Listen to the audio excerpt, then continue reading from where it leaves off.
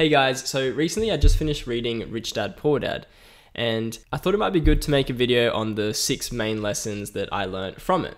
Now, of course, before you watch this video, it's important to note that I'm not going to go through every single thing that Robert Kiyosaki mentions in his book, but rather just the 6 main lessons and what I'm mainly taking with me from the book. So let's get right to it.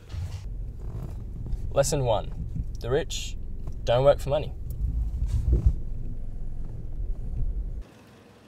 See, there are 2 main emotions that can stop people from developing wealth: fear and desire. Fear of not being able to pay monthly expenses or fear of losing money keep many entrenched in the day-to-day work, or rat race as Robert Kiyosaki likes to call it, thus preventing many from evaluating investments and other sources of income. Now, the second emotion, desire, is more interesting. You see, the desire to keep up appearances by, say, buying nice clothes and buying nice cars drives expenses so high that people have no choice but to keep working at their jobs to maintain their lifestyle.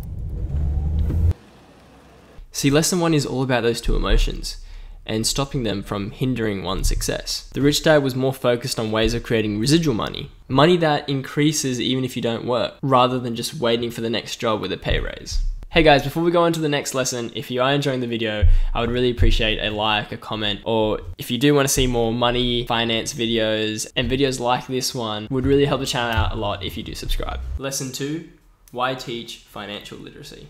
Developing financial literacy is the key to having any success with money. In layman's terms, financial literacy is simply the study of managing one's finances. Now, Robert Kiyosaki does really well in breaking down the basics of financial literacy in order to show the differences in cash flow for different income levels. But before I show you that, there are a few key terms you need to understand so you can see the differences, which are income, expenses, assets, and liabilities. Now, your income is simply the amount of money that you earn. So this could be your wages, salaries, all that sort of stuff. Your expenses would be taxes, food, rent, transport, anything that's really taking away from your pocket. Now, an asset is something that puts money back into your pocket. So it could be stocks, bonds, investments. Now, a liability can also be looked like as expenses, but these are things that consistently take from you. This could be a home mortgage, a loan, credit card debt, maybe even car payments. Now that we know those 4 key terms,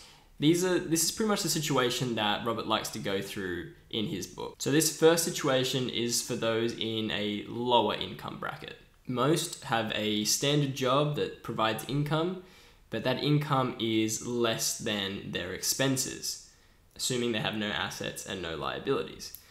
Now, compare that to the situation of what Robert likes to call someone in a wealthy bracket. They've reached a point where their assets are greater than their income. See, they've invested so greatly in their intellectual property that the end result is financial freedom. To put it simply, the rich are able to live well off from just their investments by having any return from their investments cover any of their expenses, while a poor person is using the majority of his income to pay for his prospective living expenses. So in order to become wealthy, one must simply focus on increasing his assets instead of increasing his income. Lesson 3, mind your own business. In this chapter, Robert talks about a friend of his, Ray Kroc. Now, for those of you who don't know Ray Kroc, well, he was just...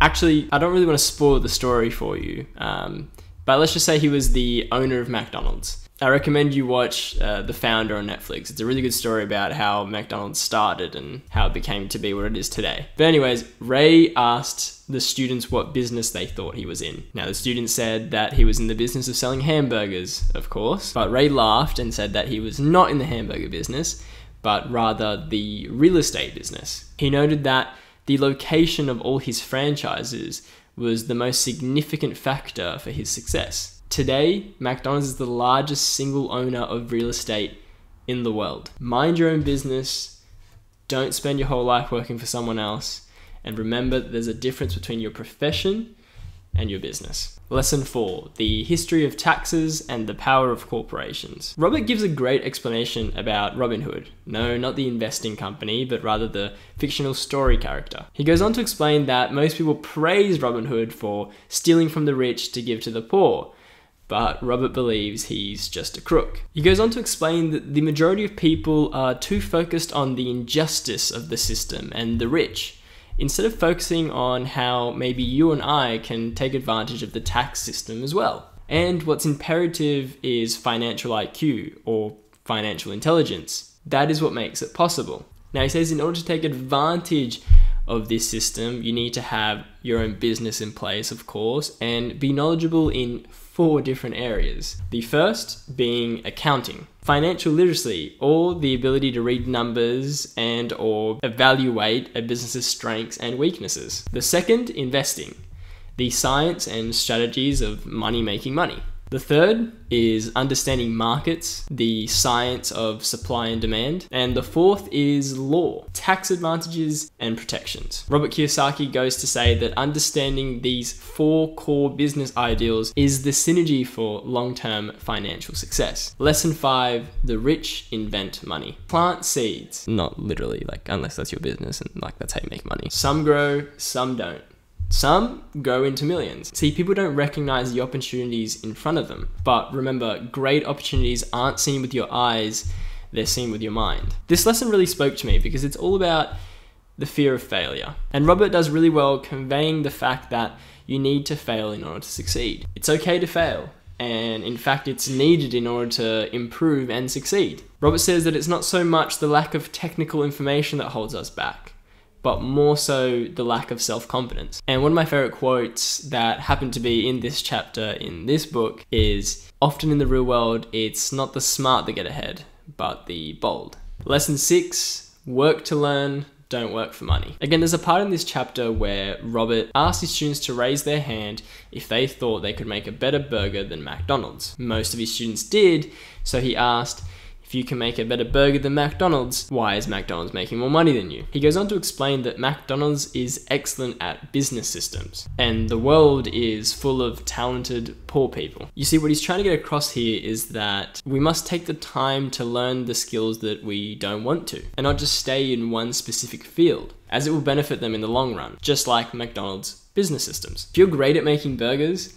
but don't have any knowledge in how to sell a burger, you'll be just another talented poor person. So that was the 6 lessons of Rich Dad, Poor Dad. Obviously there is so much more in the book. There is heaps and heaps of stuff to learn from that book.